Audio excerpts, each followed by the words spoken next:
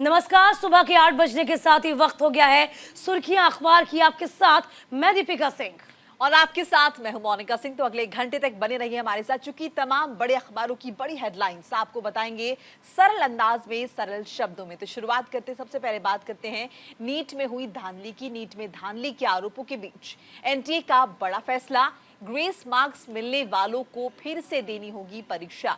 दैनिक जागरण में खबर छपी है, हालांकि अलग अलग अखबारों में इसे जगह मिली है। केंद्र ने यह भी कहा है कि ऐसे अभ्यर्थियों के पास या तो दोबारा परीक्षा देने या नष्ट हुए समय की क्षतिपूर्ति के लिए उन्हें दिए गए ग्रेस मार्क्स को छोड़ने का विकल्प होगा। इन परीक्षार्थियों के लिए 23 जून को फिर से दोबारा परीक्षा आयोजित की जाएगी। तो यह हम जानकारी आपको दे रहे हैं। 1563 छात्र हैं जिनके ग्रेस मार्क्स रद्द होंगे। 23 जून को दोबारा परीक्षा आयोजित की जाएगी। देखिए, लगातार जब से इस परीक्षा का रिजल्ट आया है तभी से आपको बता दें कि लगातार हंगामा बरपा हुआ है।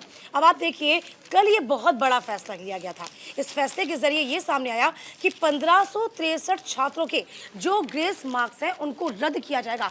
यानी कि 1563 छात्रों को मौका दिया जाएगा कि वो दोबारा परीक्षा में बैठ सके। चलिए आपको ये भी बता दें, एनटीए ने इन छात्रों के सामने 2 विकल्प रखे हैं। जरा ये भी जान लीजिए, वैकल्पिक परीक्षा दे या घटे अंकों को माने।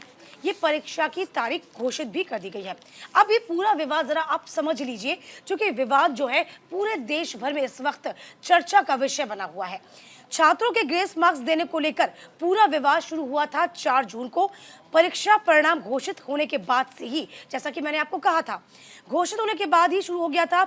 67 टॉपर्स के साथ बड़ी संख्या में ऐसे छात्रों के नंबर सामने आए जिन्हें परीक्षा में 711, 718, 719 अंक प्राप्त हुए थे।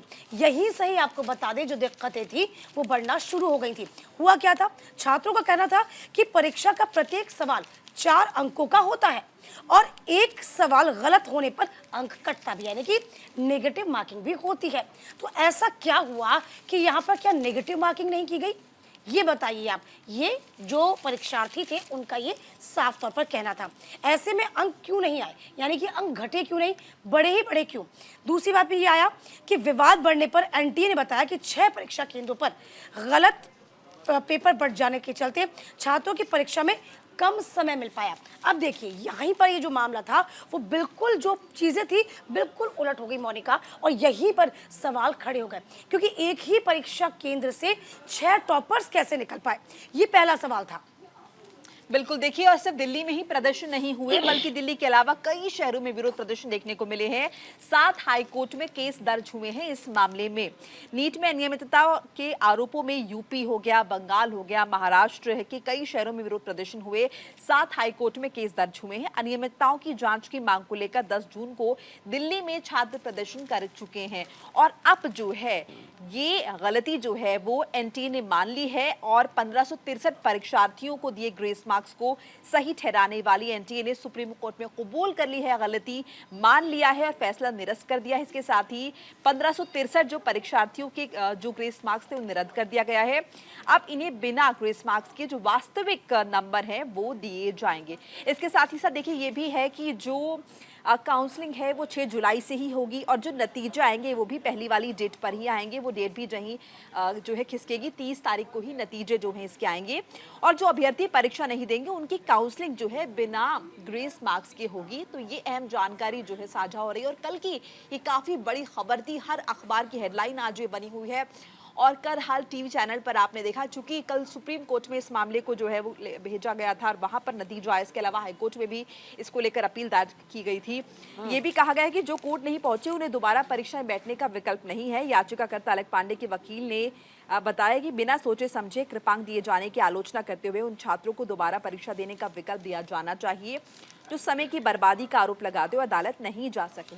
इस बीच देखिए, बहुत सारे छात्रों से भी बातचीत हुई थी। न्यूज़ इंडिया ने भी उनसे बातचीत की थी और उनसे पूछा गया, तो उन्होंने कहा कि देखिए, बहुत सारी चीज़ें हैं, हमारा वक्त बर्बाद हो रहा है। जिस पेशेंस के साथ, जिस कॉन्सेंट्रेशन के साथ हम पढ़ाई कर रहे हैं, हम तैयारियां कर रहे हैं, वो कहीं जाकर शून्य हो जाती है।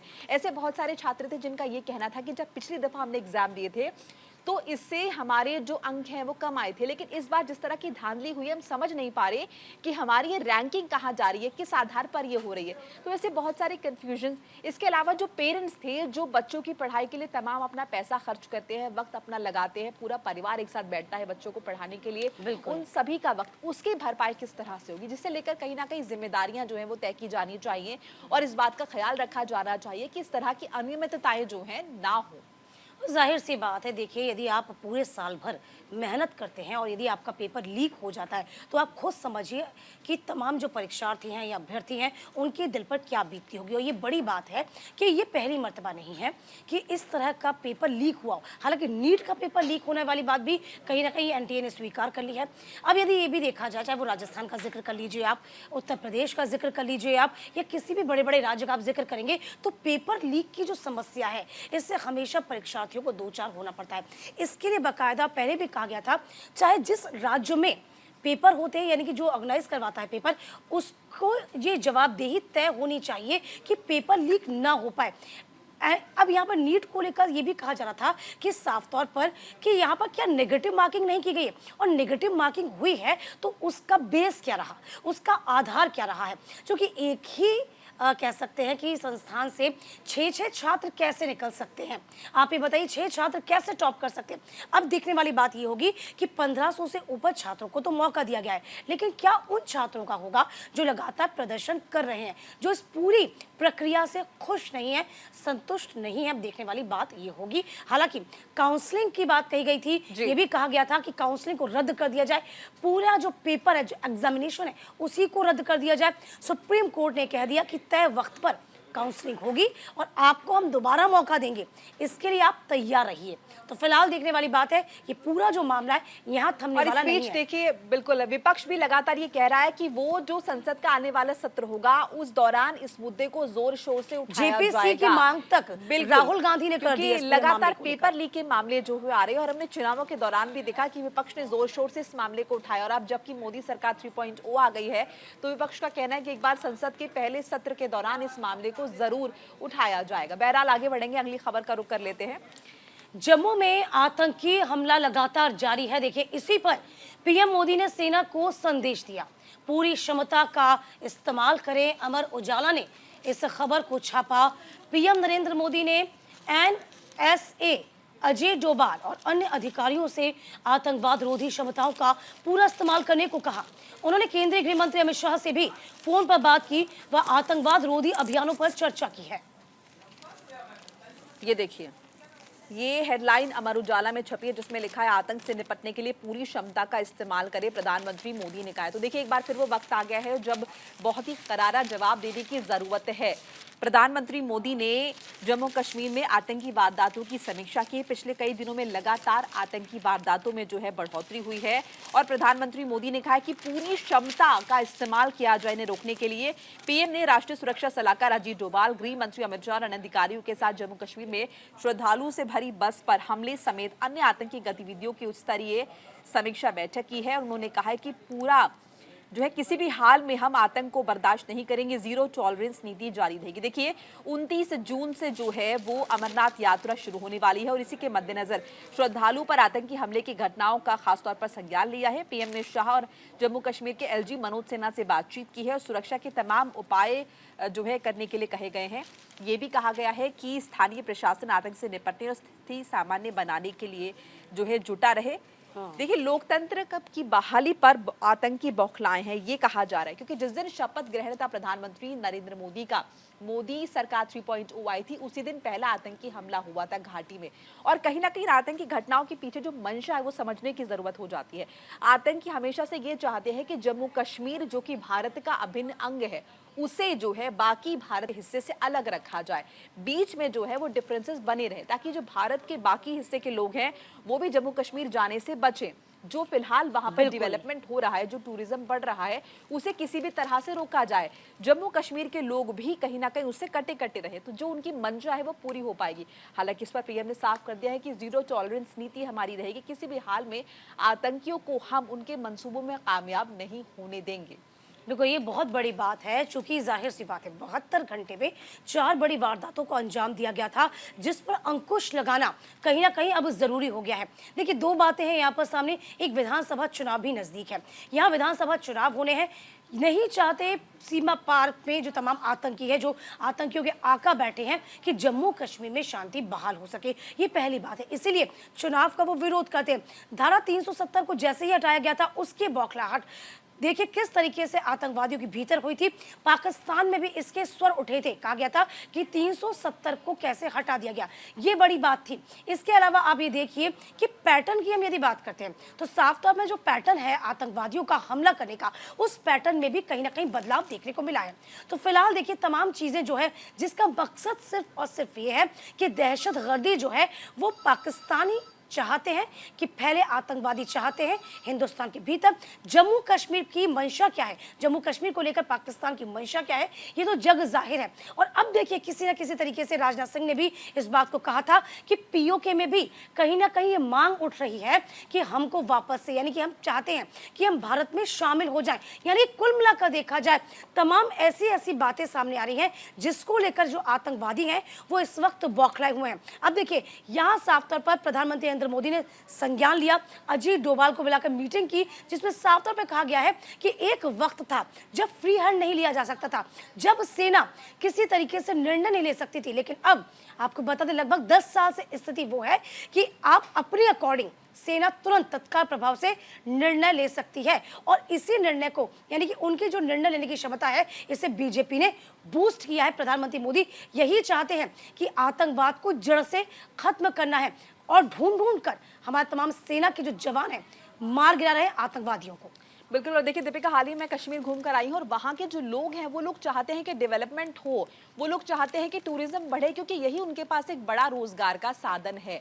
तो ऐसे में अगर जम्मू कश्मीर में अगर टूरिज्म नहीं बढ़ेगा तो वहाँ के लोग भी कहीं ना कहीं अपने आप को उपेक्षित सा महसूस करेंगे। इसलिए ज़रूरत है कि वहाँ पर जीरो टॉलरेंस नीति रहे और जो आतंकी है उनके मंसूबों को पूरी तरह से नाकाम किया जाए, ताकि जम्मू कश्मीर के लोग भी खुद को इसका हिस्सा समझे। और शायद मुझे लगता है जिस तरह से चुनाव के दौरान इस बात का जिक्र किया गया कि जल्दी पीओके को भी भारत के साथ जोड़ लिया जाएगा, इससे भी कहीं ना कहीं वो बौखलाहट जो है शायद वो नजर आ रही है। बिल्कुल हाँ, 3-4 बातें खुद राजनाथ सिंह ने उस वक्त भी कही थी कि आप यदि आतंकवाद को खत्म करना चाहते हैं, पाकिस्तान को कह दिया था, तो आइए हम आपकी मदद करने को तैयार हैं, लेकिन आप सामने तो आइए। लेकिन सीमा पार से आप आतंकवादियों को भेज रहे हैं। हालांकि अब देखिए खबर ये भी है, जो इनपुट मिल रहे हैं वो ये भी है कि सीमा पार से और आतंकी छिपे हुए हैं जंगलों के भीतर, जो बड़ी वारदात को अंजाम देने की फिराक में है। इसी को लेकर ये जो मीटिंग है वो बेहद खास हो जाती है। मकसद सिर्फ और सिर्फ ये है कि घाटी में अशांति को फैलाना, इसीलिए जो आतंकवादी है लगातार कायराना हरकत को अंजाम देते हैं। बिल्कुल, चलिए आगे बढ़ते हैं। बिल्कुल। और जिस इनपुट का आप जिक्र करिए, पिछले साल दिसंबर के महीने में भी इनपुट आया था कि 250 से 300 आतंकी जो हैं वो घुसपैठ कर सकते हैं। बहरहाल G7 में हिस्सा लेने पहुंचे हैं प्रधानमंत्री नरेंद्र मोदी। कई वैश्विक नेताओं से हो सकती है द्विपक्षीय मुलाकात, दैनिक भास्कर में इस खबर का जिक्र है। पीएम मोदी G7 में हिस्सा लेने के लिए आउटरीच सत्र में वो हिस्सा लेंगे। सम्मेलन के अलावा वो इटली के प्रधानमंत्री जॉर्जिया मेलोनी के साथ द्विपक्षीय चर्चा करेंगे। साथ ही पीएम मोदी की अमेरिकी राष्ट्रपति जो बाइडेन के साथ भी मुलाकात संभव है। तो प्रधानमंत्री नरेंद्र मोदी इटली पहुंच चुके हैं, वहां पर उनकी मुलाकात होगी, द्विपक्षीय चर्चा होगी कई बड़े नेताओं के साथ। जिक्र भी इस अखबार के जरिए आपको बता रहे हैं किस तरह से छपी है ये खबर। बिल्कुल, देखिए G7 में आर्टिफिशियल इंटेलिजेंस, ऊर्जा, भूमध्य सागर पर फोकस रहेगा। देखिए जब कोई बड़ी मीटिंग होती है या फिर इस तरह की कह सकते हैं वार्तालाप होते हैं, तो फोकस जो रहता है वह रहता है कहीं ना कहीं वैश्विक परिदृश्य को लेकर। तो वैश्विक परिवेश को लेकर ये तमाम बड़े फैसले लिए जा सकते हैं। G7 में आपको बता रहे हैं आर्टिफिशियल इंटेलिजेंस, इसका इस्तेमाल करने की ज़्यादा से ज़्यादा तवज्जो दी जाए। ऊर्जा, भूमध्य सागर पर फोकस रहेगा, ये प्रधानमंत्री मोदी का साफ तौर पर कहना है। तीसरी बार प्रधानमंत्री बनने के बाद उनकी पहली विदेश यात्रा है। अब आपको बता दें कि इसका मकसद क्या है। इटली में खालिस्तानी समर्थकों ने महात्मा गांधी की प्रतिमा को भी तोड़ा था। हालांकि इन तमाम बातों का जिक्र भी किया जाएगा, लेकिन फोकस जो रहेगा वो कहीं ना कहीं रहेगा आर्टिफिशियल इंटेलिजेंस में, AI पर, ऊर्जा पर, अफ्रीका और भूमध्य सागर पर स्पेशल फोकस रहेगा। तो पीएम गुरुवार को 50वें शिखर सम्मेलन में शामिल हुए और उनका मकसद यही था, 3 दिवसीय उनकी यात्रा होगी, कि तमाम जो वैश्विक मुद्दे हैं किस तरीके से ये 7 देश मिलकर इन मुद्दों को दुरुस्त कर सके, जो समस्याएं आ रही हैं इन समस्याओं पर काम किया जा सके। तो 13 से 15 जून को अपूलिया में होगा यह सम्मेलन। भारत में आउटरीच देश के रूप में आमंत्रित किया गया है। अब आप समझिए इसमें कि 7 सदस्य, जिसमें अमेरिका है, ब्रिटेन है, कनाडा है, जर्मनी है, इटली है, जापान है, फ्रांस के साथ साथ यूरोपीय संघ भी भाग लेगा। इस दौरान कई महत्वपूर्ण मुद्दों पर चर्चा होगी। रूस यूक्रेन जंग को लेकर भी आपको बता दें कि संवाद किया जा सकता है और इसका हिस्सा खुद प्रधानमंत्री नरेंद्र मोदी बनेंगे, देश को रिप्रेजेंट करेंगे। शिखर सम्मेलन के दौरान पीएम मोदी, इटली के प्रधानमंत्री जॉर्जिया मेलोनी के बीच द्विपक्षीय वार्ता होगी और इस वार्ता के भी कई मायने निकाले जा रहे हैं, क्योंकि इटली से हमारे संबंध पहले भी बहुत अच्छे हैं और इन्हीं संबंधों को और प्रगाढ़ करने की कोशिश प्रधानमंत्री नरेंद्र मोदी की रहेगी। तो इसके अलावा आपको बता दें, कनाडा के पीएम जस्टिन ट्रूडो भी आमने सामने होंगे। देखिए, आपने भी सुना होगा, कनाडा के जो स्वर थे पिछले कुछ दिनों से बहुत बदले बदले नजर आ रहे थे और यही एक बड़ी वजह है कि ट्रूडो का जो अब स्वर नजर आ रहा है कि अब अलग ही हो गया। तो फिलहाल इस बैठक के जरिए तमाम वैश्विक परिदेश को और वैश्विक चीजों को छूने की, उनको सही करने की ये कोशिश जरूर जारी रहेगी। बिल्कुल, देखिए शिखर सम्मेलन का आगाज हो चुका है और सम्मेलन के पहले दिन 7 देश अमेरिका के प्रस्ताव पर सहमत हो गए, जिसके तहत अमेरिका यूक्रेन के पुनर्निर्माण के लिए $50 अरब का कर्ज देगा। 2022 में यूक्रेन पर रूस के हमले के बाद से शिखर सम्मेलन में ये मुद्दा जो है, ये युद्ध जो है, चर्चा का सबसे बड़ा मुद्दा रहा है। हालांकि इस बार रूस यूक्रेन युद्ध के साथ इजराइल हमास संघर्ष भी चर्चा के केंद्र में है। ये शनिवार तक चलेगा। ये जो पूरा सम्मेलन है, इसमें कृत्रिम बुद्धिमत्ता यानी एआई, आर्टिफिशियल इंटेलिजेंस के प्रसार, अफ्रीका से जुड़े मुद्दे, यूरोप में अनियंत्रित प्रवास यानी कि माइग्रेशन और मानव तस्करी, जलवायु परिवर्तन और हिंद प्रशांत क्षेत्र में चीन की आक्रामकता जैसे तमाम मुद्दों पर चर्चा होगी और तमाम बड़े नेता जो हैं इस दौरान मौजूद रहने वाले हैं। और जैसा कि आपको याद होगा, हम कल भी जिक्र कर रहे थे कि आर्टिफिशियल इंटेलिजेंस इस दौरान छाया रहेगा। जलवायु परिवर्तन ऐसा मुद्दा है जिससे आपका और हम सबका, सभी का सरोकार है। पर्यावरण को किस तरह से बचाया जाए। देखिए, देश के प्रमुख मिलेंगे तो जाहिर तौर पर इस बात पर तो चर्चा होगी ही कि किस तरह से ये आपस में जो देश हैं ये शांति व्यवस्था कायम रखें, इनके संबंध और ज्यादा प्रगाढ़ हों।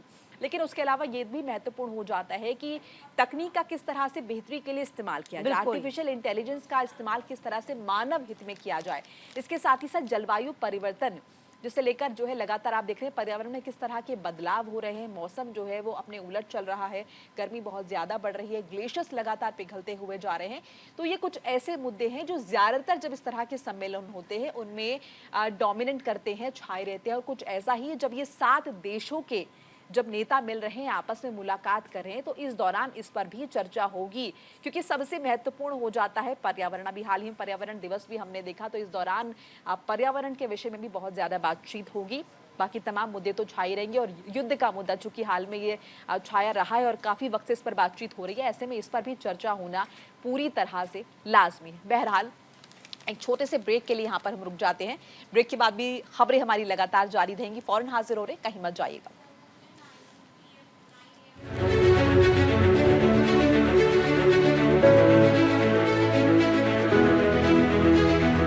स्वागत है आपका। ब्रेक के बाद बढ़ते हैं खबरों में आगे। एनएसए और पीएम के प्रिंसिपल सेक्रेटरी में फिलहाल कोई बदलाव नहीं देखने को मिलेगा। अजीत डोभाल और पीके मिश्रा अपनी सेवा को जारी रखेंगे। देखिए, हिंदुस्तान टाइम्स सहित तमाम अखबारों ने इस खबर को तरजीह दी है। ये देखिए, continuity in PM office as Doval Mishra reappointed. तो इन्हें एक बार फिर से रीअपॉइंट कर लिया गया है। प्रधानमंत्री नरेंद्र मोदी ने गुरुवार को अपने अनुभव के आधार पर एनएसए यानी कि national security adviser Ajit Doval और principal secretary to prime minister PK Mishra को दोबारा चुन लिया गया है। इन्हें कैबिनेट मंत्री का दर्जा दिया गया है।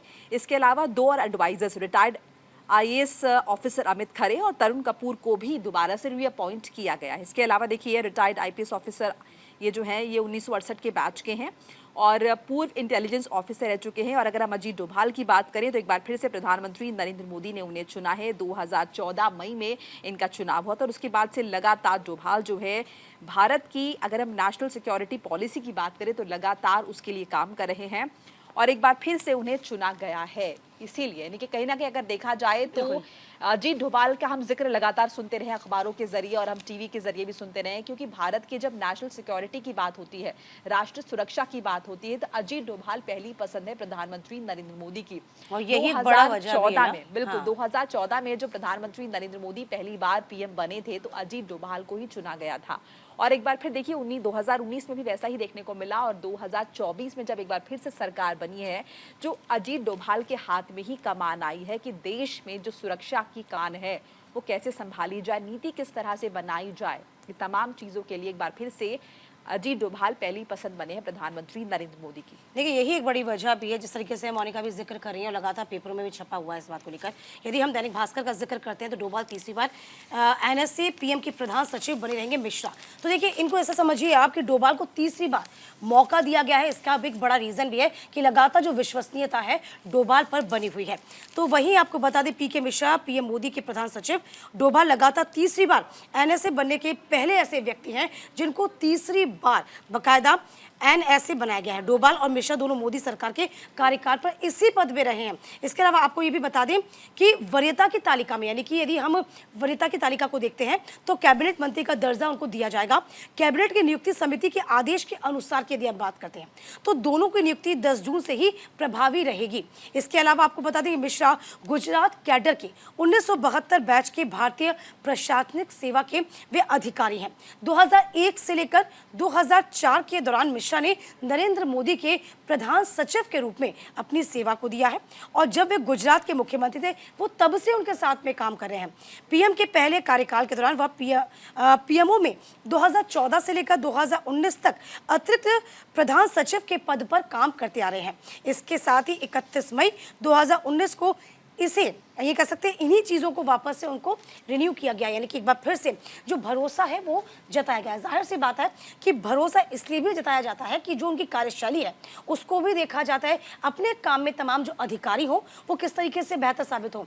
ठीक इसी तरीके से आपने ये भी देखा होगा कि 3.0 की जो नई सरकार बनी है, इसके अलावा हम ये भी कह सकते हैं कि तमाम जो नए मंत्री बने हैं, यदि बड़े बड़े विभागों की बात करें जो बीजेपी ने अपने पास रखे, जिसमें देखिए राजनाथ सिंह का विभाग हो गया, रक्षा मंत्री का विभाग हो गया और अमित शाह का विभाग हो गया, इनके विभागों में कोई भी कह सकते हैं बदलाव नहीं किया गया, जिसका एक बड़ा रीजन यही होता है कि आप अपने काम में कितना बेहतर कर पा रहे हैं और इसी को लेकर इनको वापस से वही मंत्रालय वही विभाग सौंपे गए। ठीक इसी तरीके से तमाम अधिकारियों के साथ भी यही देखने को मिला है। देखिए हम देश की सुरक्षा का जब जिक्र करें, अभी हमने पाकिस्तान का भी जिक्र किया, हमने सीमा पे किस तरह से, या फिर हम बात करें जम्मू कश्मीर में जिस तरह से आतंकवाद लगातार बढ़ रहा है, और इस दौरान प्रधानमंत्री मोदी ने जब जीरो टॉलरेंस नीति का जिक्र किया है तो यहीं से अजीत डोभाल की बात भी शुरू हो जाती है, क्योंकि अजीत डोभाल लगातार जो है एनएसए रहे हैं और कहीं ना कहीं वो ही तमाम रणनीतियां बनाते रहे हैं। प्रधानमंत्री नरेंद्र मोदी के वो सलाहकार हैं, नेशनल सिक्योरिटी एडवाइजर हैं। तो ऐसे में जब कड़े निर्देश देने होते हैं प्रधानमंत्री नरेंद्र मोदी को, कड़े फैसले लेने होते हैं, तो उसके लिए जो नीतियां बनती हैं, जो सजेशंस लिए जाते हैं, वो अजीत डोभाल की तरफ से आते हैं। आईपीएस अधिकारी वो रह चुके हैं और अब ये उनकी तरफ से तय किया जाता है, प्रधानमंत्री नरेंद्र मोदी तक संदेश पहुंचाए जाते हैं कि चाहे कश्मीर के बॉर्डर की बात करें या फिर चीन के बॉर्डर की बात करें, भारत की नीतियां क्या होनी चाहिए, भारत को किस तरह से बिहेव करना चाहिए, दोनों जो पड़ोसी मुल्क हैं उनके साथ वार्ता तो ठीक है, लेकिन उसके साथ ही साथ सुरक्षा किस तरह से, सुरक्षा किस तरह से जो है इंश्योर की जाए, चप्पे चप्पे पर चूंकि सुरक्षा बल तैनात है, हमारे देश को किसी तरह का खतरा ना होने पाए। ये तमाम नीतियां जो है ये नेशनल सिक्योरिटी एडवाइजर द्वारा डिसाइड की जाती हैं, तय की जाती है और उसी कड़ी में एक बार फिर से जो है अजीत डोभाल को ही चुना गया है, क्योंकि पिछली अगर हम फैसलों की बात करें तो कहीं ना कहीं जो प्रधानमंत्री मोदी ने लिए हैं उस पर विश्वास जनता ने भी जताया है, जनता को भी लगा है कि वो फैसले, जो कड़े फैसले लेने की दरकार है, वो प्रधानमंत्री नरेंद्र मोदी द्वारा जो है लिए जा रहे हैं। और यही एक बड़ी वजह है कि तीसरी बार, ये पहली मर्तबा है कि किसी एनएसए को यूं कह सकते हैं तीसरी बार मौका दिया गया, सिर्फ और सिर्फ उनके जो निर्णय है, जो एडवाइजरी है, उसके जरिए जो सलाह वो देते हैं उन सलाहों को मान्यता दी जाती है और यही एक बड़ी वजह है कि अजीत डोभाल वापस से एनएसए चुने गए। चलिए आगे बढ़ जाते हैं। पानी पर हिमाचल का यू टर्न आ गया है, अब अपर यमुना बोर्ड फैसला करेगा। दैनिक जागरण ने इस खबर को जगह दी है। देखिए पानी को लेकर लगातार समस्या पैदा होती जा रही है और यही एक बड़ी वजह है कि साफ तौर पर पानी पर हिमाचल का यू टर्न आ गया। अपर यमुना बोर्ड इस पर फैसला लिया जाएगा।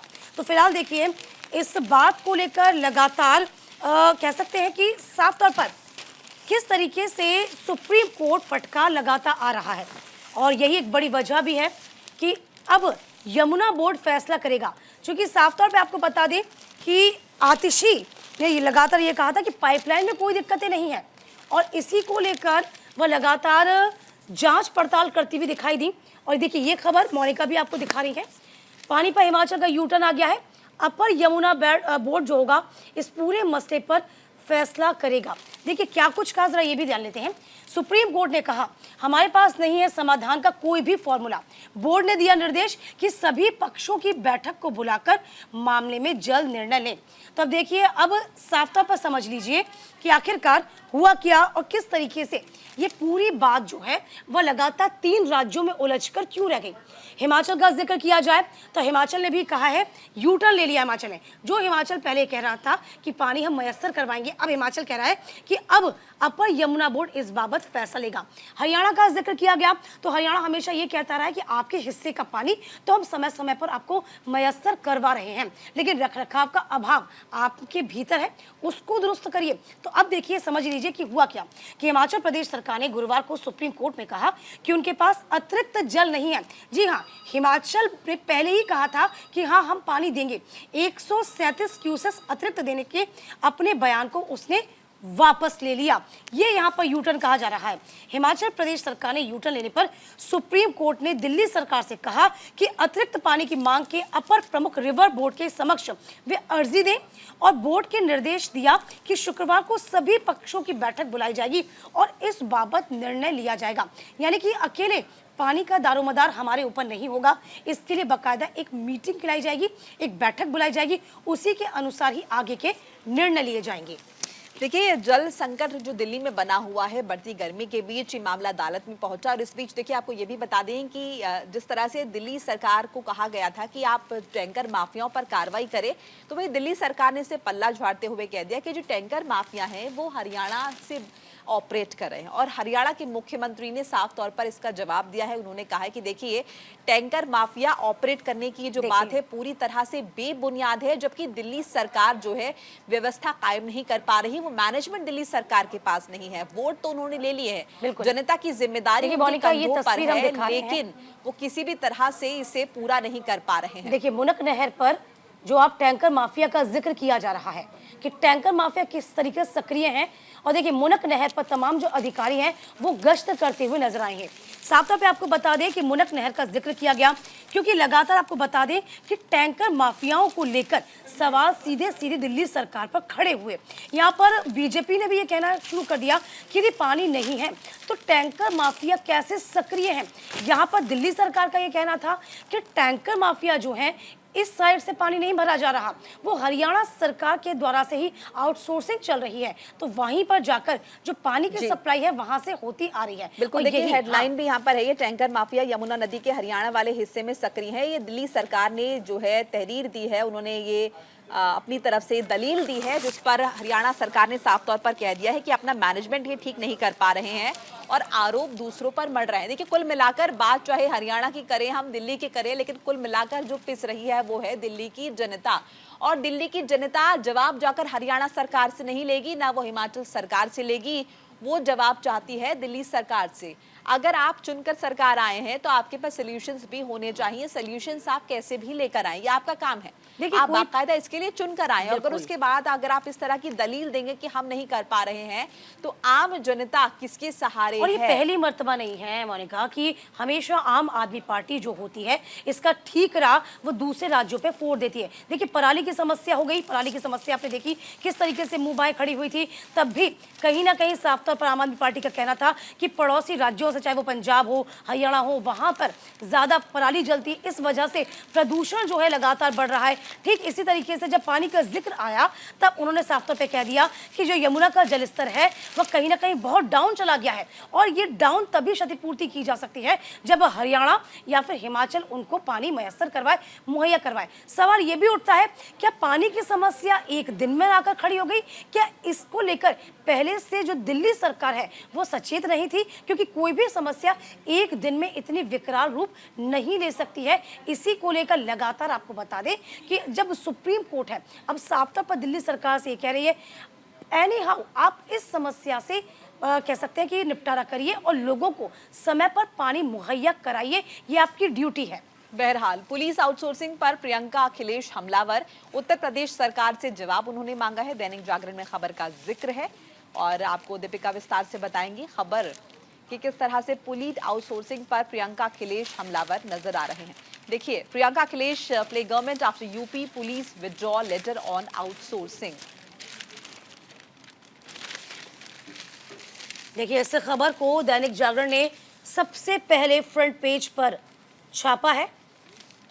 देखिए, उत्तर प्रदेश पुलिस में आउटसोर्सिंग पर राजनीति हो रही है। अखिलेश और प्रियंका ने ये घेरा है। अब देखिए, लगातार आप देख पाएंगे कि किस तरीके से लोकसभा चुनाव में शानदार प्रदर्शन समाजवादी पार्टी का रहा और कांग्रेस को भी इसमें, क्योंकि तवज्जो कांग्रेस को मिलना भी लाजमी है, जाहिर सी बात है, कांग्रेस ने भी मेहनत करी है। अब कहा क्या है, जरा ये भी जान लीजिए। डीजीपी मुख्यालय ने सफाई दी कि गलती से जारी हो गया था पत्र, ऐसा कोई प्रस्ताव नहीं है। सपा अध्यक्ष तंज किया, भाजपा कहीं किसी दिन सरकार को ही न कर दे आउटसोर्स। तो उत्तर प्रदेश पुलिस में लिपिक संवर्ग में संविदा पर भर्ती के प्रस्ताव से जुड़ा एक पत्र इंटरनेट पर और यानी कि वायरल हुआ। इसके बाद पुलिस महकमे को बड़ी किरकिरी का सामना करना पड़ा। वहीं विपक्ष ने सरकार पर हमला किया। पुलिस मुख्यालय ने इस पर सफाई भी दी। त्रुटिवश ये पत्र जारी हुआ, ऐसा कोई प्रस्ताव नहीं है। दूसरी ओर समाजवादी पार्टी ने, अखिलेश यादव ने तंज किया कि भाजपा कहीं किसी दिन सरकार ही आउटसोर्स न कर दे। कांग्रेस महासचिव प्रियंका गांधी वाड्रा ने भी एक्स पर पोस्ट कर सरकार को घेरा। वहीं आम आदमी पार्टी के सांसद संजय सिंह ने कहा कि उत्तर प्रदेश में सुरक्षा के साथ मजाक किया जा रहा है। ये पत्र मीडिया पर जो वायरल हो रहा है, लिपिक संवर्ग में आउटसोर्सिंग के माध्यम से भर्ती को लेकर सुझाव मांगे गए थे। इसी को लेकर ये यूं कह सकते हैं तंज जो है वो किया गया प्रियंका गांधी के द्वारा और अखिलेश के द्वारा।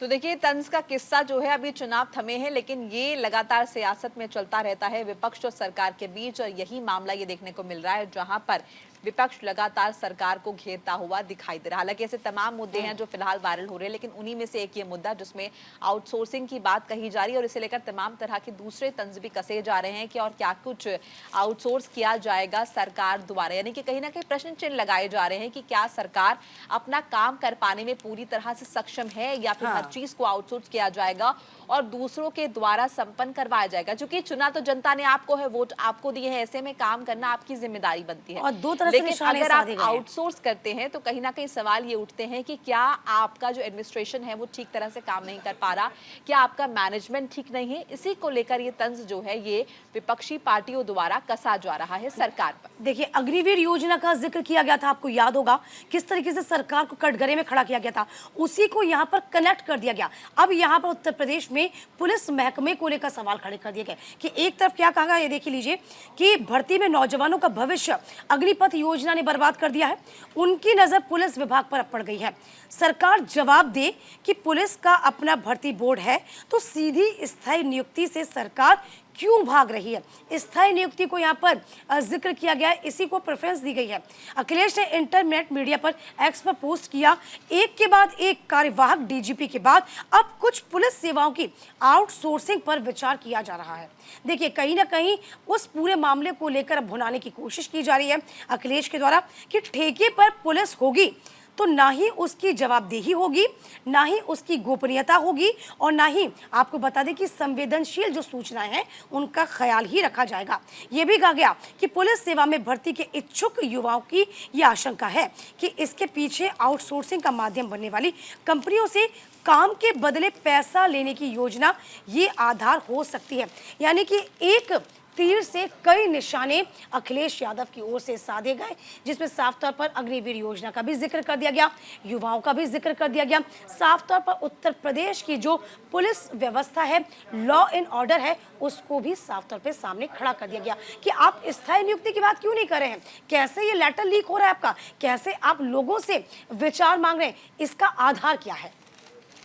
चलिए आगे बढ़ जाते हैं, दूसरी खबर का रुख कर लेते हैं। अरुणाचल प्रदेश की बात करते हैं, जहां पर लगातार तीसरी बार सीएम बने हैं खांडू। अमर उजाला में खबर का जिक्र है, हालांकि और दूसरे अखबारों में भी इसको तरजीह दी गई है। अरुणाचल प्रदेश में कल हमने शपथ ग्रहण की तस्वीरें भी आपके साथ साझा की थी। लगातार तीसरी बार मुख्यमंत्री बने हैं खांडू और चौना मीन को डिप्टी सीएम बनाया गया है। ये देखिए मंत्रिमंडल, ये देखिए जिक्र किया गया है यहाँ पर तीसरी बार सीएम बने हैं खांडू। तो खबर थोड़ा सा पढ़कर भी आपको बता देते हैं। देखिए, मंत्रिमंडल में पूर्व सीएम पुल की पत्नी को भी शामिल किया गया। जैसे कि हम बता रहे हैं, भाजपा नेता पेमा खांडू ने लगातार तीसरी बार अरुणाचल प्रदेश के मुख्यमंत्री के तौर पर शपथ ली है, जबकि चौना मीन ने मंत्री पद की शपथ ली है। वो उप मुख्यमंत्री बने। सीमावर्ती जिले तवांग के मुक्तो निर्वाचन क्षेत्र को फिर से निर्विरोध निर्वाचित हुए खांडू और मीन को राज्यपाल केटी पटनायक ने शपथ दिलाई है। Dorjee Khandu state convention centre में आयोजित समारोह में 10 अन्य विधायकों ने भी मंत्री पद की शपथ ली। तस्वीर आपके साथ हमने कल साझा की थी। इनमें पूर्व विधानसभा अध्यक्ष पीटी सोना, प्रदेश भाजपा अध्यक्ष बीयूराम वाघे और पूर्व सीएम कलिखो पुल की पत्नी दांसुगल पुल शामिल थी। प्रधानमंत्री मोदी ने पेमा खांडू और उनके मंत्रिपरिषद के सदस्यों को शपथ लेने पर बधाई दी है और कहा है कि ये जो टीम है ये सुनिश्चित करेगी कि राज्य का विकास और ज्यादा तेज गति से चले। शपथ ग्रहण के दौरान जेपी नड्डा भी शामिल हुए थे, अमित शाह को भी हमने देखा था। और आपकी जानकारी के लिए ये भी बता दें कि सबसे कम उम्र के मुख्यमंत्री बनने वाले हैं जो है मुख्यमंत्री खांडू, उनके नाम ये भी रिकॉर्ड दर्ज है। इससे पहले ये जो रिकॉर्ड था ये अखिलेश यादव के नाम पर दर्ज था, लेकिन उसके बाद ये जो नया रिकॉर्ड है ये पेमा खांडू के नाम पर दर्ज है। और देखिए, कहीं ना कहीं भारतीय जनता पार्टी की बड़ी जीत के तौर पर भी आप इसे देख सकते हैं, चूंकि अरुणाचल प्रदेश में जो है तीसरी बार ऐसा हुआ है, पेमा खांडू जो है मुख्यमंत्री बनाए गए हैं। उनके लिए अपना ये रिकॉर्ड है, भाजपा के लिए भी, क्योंकि जब लोकसभा चुनाव के नतीजे आप देख रहे थे तो उस दौरान कहीं ना कहीं वो मायूसी भी नजर आ रही थी, लेकिन कुछ राज्य ऐसे थे जहां पर खुशी की लहर देखी जा रही थी, वो जो पॉजिटिविटी थी वो देखी जा रही थी। और उन्हीं में से अरुणाचल प्रदेश है, जहां पर कल जब शपथ ग्रहण समारोह हुआ है तो भारतीय जनता पार्टी के अध्यक्ष रहे जेपी नड्डा। हालांकि अब नए अध्यक्ष चुने जाएंगे, लेकिन जेपी नड्डा वहां पर मौजूद रहे और खुद गृह मंत्री अमित शाह भी यहां पर हमने देखे हैं शपथ ग्रहण समारोह के दौरान। और कहीं ना कहीं ये भी कहा गया है कि ये जो पूरा मंत्रिमंडल है, ये जो नई टीम बनी है, ये सुनिश्चित करेगी कि इस पूरे राज्य में विकास जो है वो और तेज गति से हो। बहरहाल आगे बढ़ लेते हैं, उत्तर भारत में गर्मी की बात कर लेते हैं। भीषण गर्मी की चपेट में है, लू लगातार देखी जा रही है। 3 राज्यों में इसका अलर्ट है, अलग अलग अखबारों में इस खबर को तरजीह दी गई हुई। मौसम विभाग के मुताबिक देखिए, लगातार गर्मी और ज्यादा गर्मी सताएगी। बिल्कुल, लगातार गर्मी जो है वो बढ़ती जा रही है। 3-4 दिन के भीतर मानसून महाराष्ट्र, छत्तीसगढ़, उड़ीसा, आंध्र प्रदेश के कुछ हिस्सों में आगे बढ़ेगा। हालांकि पिछले 3 दिन से मानसून लगभग स्थिर बना हुआ है, लेकिन इसके अलावा समझ लीजिए अब उत्तर भारत में 17 तक भीषण गर्मी लू की चपेट में तीनों राज्य रहेंगे। और देखिए, ये बड़ी खबर इसलिए भी हो जाती है कि इस वक्त गर्मी शबाब पर है। हालांकि किन्हीं राज्यों में तो अच्छे संकेत ये भी हैं कि प्री मानसून हो रहा है, लेकिन प्री मानसून तो दिल्ली में भी है। उसके बावजूद भी आपको बता दें कि झमाझम बारिश के फिलहाल अभी कोई आसार नजर नहीं आ रहे हैं। लगातार जो गर्मी है उसका प्रकोप बढ़ता जा रहा है। इसकी बड़ी वजह ये भी है कि किस तरीके से जो मानसून है उसकी सक्रियता बन नहीं पा रही है। देखिए, मानसून के चलते ही आपको बता दें कि अभी थोड़ा इंतजार और लंबा इंतजार जो है वह कहीं ना कहीं लोगों को अभी और करना पड़ेगा। देखिए, आज 13 तारीख, माफ कीजिएगा 14 तारीख है और अभी 17 तक भीषण गर्मी और लू की चपेट में और रहेंगे राज्य। 3 राज्यों में अलर्ट है। मॉनसून स्थिर है, या फिर यूं कहें कि जो उसकी गति है, वो स्पीड है, वो धीमी है। कई राज्यों में पारा 47 डिग्री पहुंचने का अनुमान लगाया जा रहा है। इस बीच देखिए, इस बात का भी जिक्र है यहाँ पे कि सिक्किम में भूस्खलन हुआ है, 6 लोगों की मौत हुई है और बहुत सारे पर्यटक यहाँ पर फंसे हुए हैं। लेकिन अगर हम दिल्ली और आसपास के इलाकों की बात करें, हम बंगाल की बात करें, हम बिहार की बात करें, झारखंड की बात करें, तो गर्मी और लू का रेड अलर्ट जारी है। ज्यादातर हिस्सों में 14 तारीख से यानी आज से 17 जून तक तापमान 45 से 47 डिग्री के बीच रह सकता है। इसके अलावा पंजाब, हरियाणा, दिल्ली में लू चलने के अलावा एमपी, राजस्थान, छत्तीसगढ़, उत्तराखंड, हिमाचल में किसी किसी जगह पर गर्म हवा चल सकती है। बृहस्पतिवार को देश का सबसे ज्यादा तापमान बिहार के बक्सर में 47 से ज्यादा दर्ज किया गया। दार्जिलिंग, सिक्किम में भारी बारिश से जनजीवन अस्त व्यस्त नजर आया है और उत्तरी बंगाल की बात करें तो कई इलाके यहां पर जलमग्न नजर आए हैं। लेकिन कुल मिलाकर देखें तो गर्मी अभी और ज्यादा सताएगी। कुछ इलाकों में भले ही जलमग्न हुई है स्थितियां, बारिश हुई है, लेकिन मानसून की कुल मिलाकर जो स्पीड है वो अभी धीमी नजर आ रही है। कुछ और वक्त आपको इंतजार करना होगा। इस बीच देखिए, ये भी जानकारी मौसम विभाग ने साझा की है कि जो प्री मानसून शावर्स होंगे उस दौरान भी आपको गर्मी देखने को तस्वीरें मोनिका में दिखाती हूं तमाम दर्शकों को, बिल्कुल अपने चरम पर रहेगी। ये देखिए, गर्मी की वजह से जो चमगादड़ हैं, यानी कि जो पशु पक्षी हैं, कितने बेहाल हैं। भीषण गर्मी से राहत नहीं मिली। सोनभद्र की तस्वीर, जहां 60 चमगादड़ पाए गए हैं। देखिए किस तरीके से तस्वीरों के जरिए आप समझिए कि भीषण गर्मी है। आपको बता दें प्रदेश भर में गर्मी का प्रकोप जारी है। 60 से अधिक जिलों में लू की चेतावनी जारी की गई है और इसी को लेकर लगातार आपको बता रहे हैं कि साफ तौर पर जो पशु पक्षी हैं वो परेशान हैं। अच्छा, पूर्वी यूपी की हम बात करें तो 20 तारीख तक प्रवेश कर सकता है मानसून। मानसून अभी यदि हम जिक्र करते हैं तो नॉर्थ ईस्ट में मानसून है। मानसून पूर्वी यूपी के जिलों में 20 जून तक प्रवेश कर सकता है। मौसम विज्ञान अतुल सिंह के मुताबिक सामान्य तौर पर मानसून यूपी में 19 से 20 जून के बीच प्रवेश कर सकता है। लेकिन इस बीच आपको बता दें कि बेहद गर्मी का सामना कभी आप कर रहे हैं और आगे भी आपको करना होगा, तो कुछ वक्त का इंतजार, हफ्ते भर का और इंतजार करना है जब मॉनसून आपके राज्य में दस्तक दे देगा। चलिए आगे बढ़ जाएंगे। जीएसटी परिषद की बैठक 8 महीने के बाद 22 जून को होनी है। हिंदुस्तान टाइम्स इस खबर को जगह दी गया है। जीएसटी परिषद की 53वीं बैठक 22 जून 2024 को नई दिल्ली में होगी। परिषद की पिछली बैठक 7 अक्टूबर 2023 को हुई थी। इसमें सभी राज्यों, केंद्र शासित प्रदेशों के वित्त मंत्री इसमें शामिल हुए थे। तो फिलहाल देखिए, पिछली बार भी आपको याद होगा किस तरीके से जीएसटी के ओर से शानदार काम किया गया था। यानी कि जब जीएसटी का जिक्र किया गया था तो खुद निर्मला सीतारमण फूले नहीं समा रही थी, जिन्होंने कहा था कि जीएसटी को लेकर जो कलेक्शन है वो शानदार हुआ है। और इस बार जो है काउंसिल जो है, यानी कि जो मीटिंग है वह लगभग संपन्न होगी और उसमें क्या कुछ निकल के आएगा ये भी सामने आ जाएगा। देखिए मोनिका भी इस खबर को आप तक पहुंचा रही हैं।